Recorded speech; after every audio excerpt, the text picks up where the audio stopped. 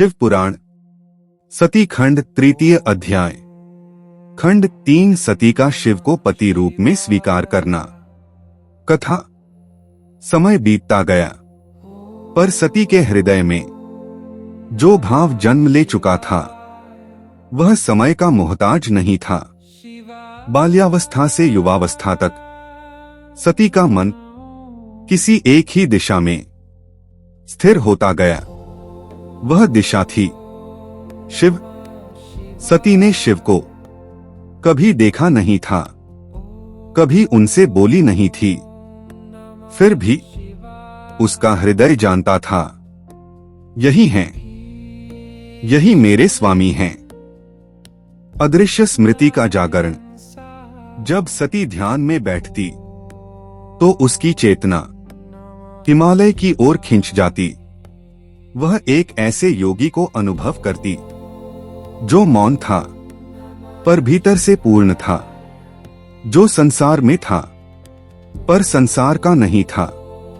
उस योगी के गले में सर्प था, मस्तक पर चंद्रमा और भस्म से लिपटा शरीर। वही शिव।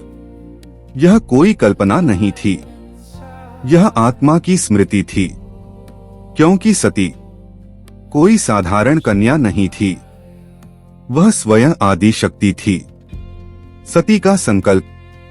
एक दिन सती ने अपने हृदय में दृढ़ निश्चय कर लिया, यदि मेरा जन्म हुआ है तो केवल एक ही उद्देश्य से, शिव को पुनः प्राप्त करने के लिए।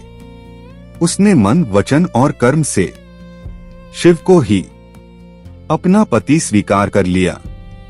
उसके लिए अब न कोई दूसरा नाम था, न कोई दूसरा मार्ग, न कोई दूसरा संबंध।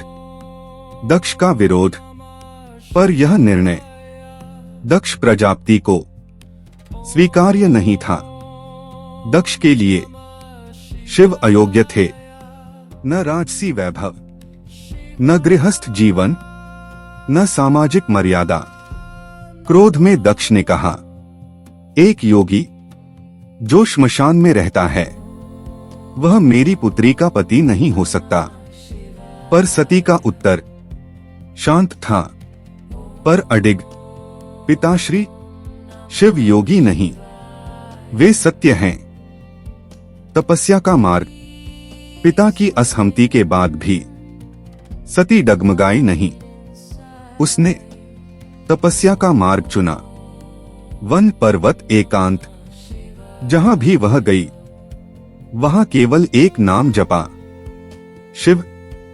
उसका शरीर क्षीण हुआ पर संकल्प अडिग रहा, क्योंकि जब शक्ति अपने शिव को पाने निकलती है तो सृष्टि भी मौन होकर देखती है।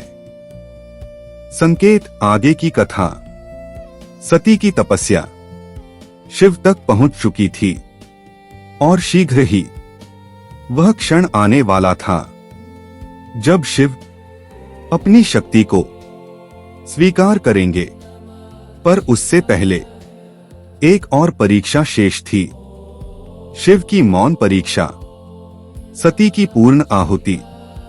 अगला खंड सुनने के लिए चैनल को सब्सक्राइब करें और हमसे जुड़े रहें। हर हर महादेव।